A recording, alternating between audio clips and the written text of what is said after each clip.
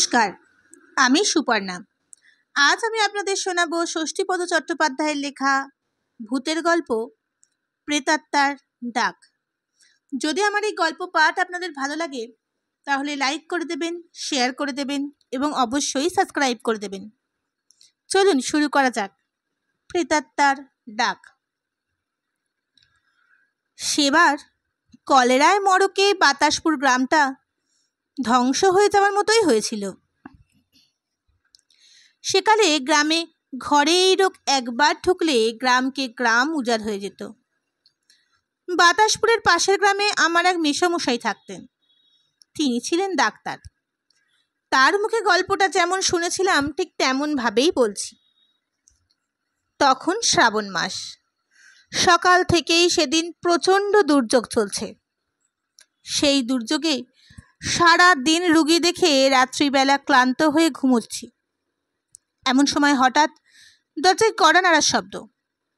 ঘুম ভেঙে উঠে বসে কেরোসিনের কুপিটা জেলে সাড়া দিলাম, কে? বাইরে থেকে কোনো প্রত্যুত্তর এলো না। তাই আবার জিজ্ঞাসা করলাম, কে ডাকে? এবার উত্তর এলো, আমি সনাতন, একবার দরজাটা খুলুন না ডাক্তারবাবু। সনাতন বাতাসপুরে থাকে।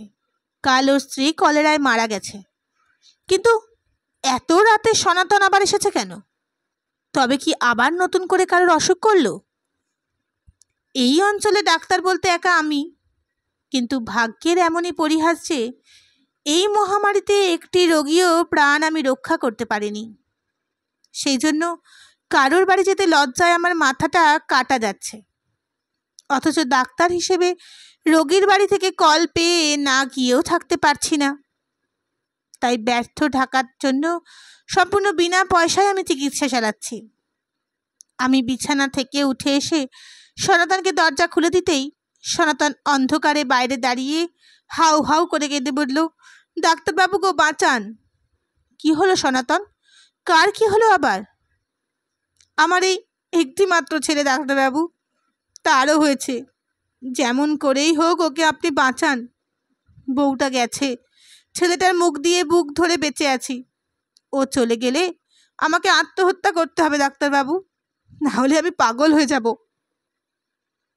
আমি সনাতনকে আশ্বাস দিয়ে আমার ডাক্তারির ব্যাগটা ওর হাতে দিলাম।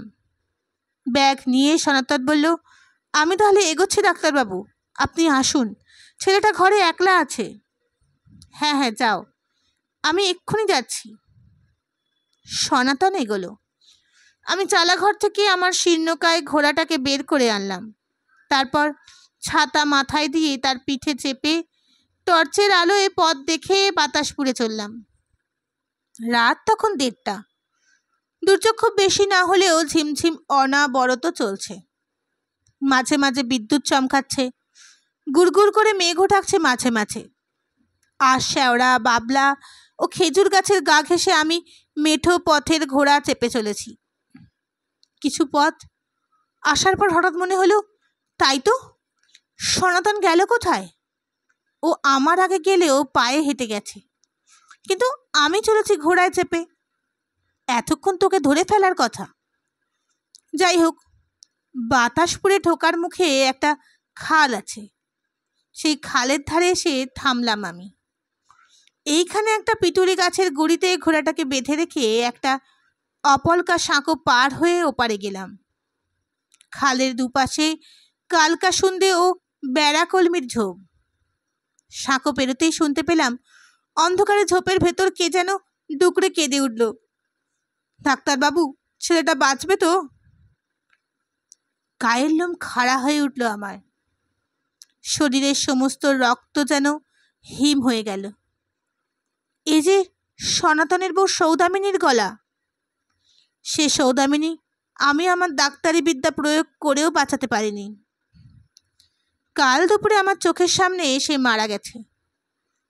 গায়ের লোকেরা মুখাগ্নি করে কাল যাকে খালের জলে ফেলে ভাসিয়ে দিয়েছে, সেই সৌদামিনী ছেলের অসুখের জন্য হাহাকার করে উঠল কি করে?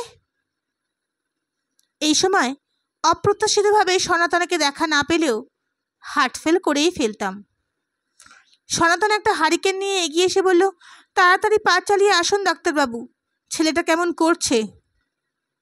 আমি ভীত হয়ে বললাম, কিন্তু সনাতন, একটু আগে তোমার বউয়ের গলা কে যেন। ওসব কান দেবেন না ডাক্তারবাবু, ওরকম অনেক কান্নাই শুনতে পাবেন এবার থেকে। সারা গা উজাড় হয়ে গেল। মানুষের আত্মাগুলো সব যাবে কোথায়? তাড়াতাড়ি আসুন। আমি মনে সাহস সঞ্চয় করে সনাতনের পিছু পিছু চললাম। কি জোরে জোরে হাঁটছে সনাতন। তারপর একসময় সনাতনকেও দেখতে পেলাম না। দেখলাম শুধু হারিকেনটাই মাঠের ওপর দিয়ে ভেসে ভেসে চলছে। আমার তখনকার অবস্থার কথা বলে বোঝাবার মতো নয়। আমি মন্ত্রমুগ্ধের মতো সেই আলোককে অনুসরণ করলাম। একসময় আলোটাও মিলিয়ে গেল। আমি তখন সনাতনের ঘরের সামনে দাঁড়িয়ে আছি। ঘরটা অন্ধকার। ঘরের সামনে দাঁড়িয়ে ভয়ে ভয়ে কাপা গলায় ডাকলাম, সনাতন, সনাতন। কোনো সাড়া নেই। আবার ডাকলাম। আমার ডাক শুনতে পেয়ে আশেপাশের বাড়ি থেকে দু একজন আলো নিয়ে এগিয়ে এলো। কে? ডাক্তারবাবু নাকি? হ্যাঁ। সনাতন কোথায়?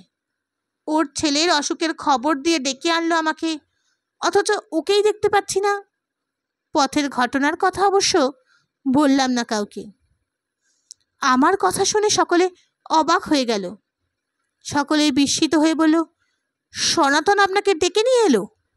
হ্যাঁ, আমার ব্যাগটাও যে বয়ে আনলো সে। সে কি? এই তো সন্ধ্যের সময় খালের ধারে রেখে এলাম তাকে। এই প্রচণ্ড দুর্যোগে সন্ধেবেলায় অসুখে পড়ে শেষ হয়ে গেল বেচারা। আপনাকে একবার খবর দেওয়ারও সময় পেলাম না। তবে ওর ছেলের অসুখের কথা জানি না। চলুন তো দেখি। আমরা সকলে আলো নিয়ে ঘরে ঢুকেই দেখলাম সনাতনের ছেলেটা বিছানাপত্র নোংরা করে শুয়ে শুয়ে কাতরাচ্ছে। আমার ব্যাগটা সযত্নে বসানো আছে ওর মাথার কাছে।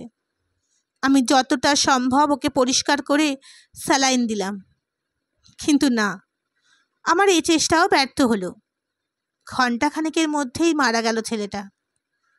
সে রাত্রিটা ওই গ্রামেই একজনের বাড়িতে কাটালাম আমি। পরদিন ভোরে সেই ভয়ঙ্কর রাতের কথা স্মরণ করে সব গ্রামে ফিরে এসে চলে এলাম কলকাতায়। সেই থেকে আমি এখানেই প্র্যাকটিস করছি। বাতাসপুরের সঙ্গে আমার আর কোনো সম্পর্ক নেই।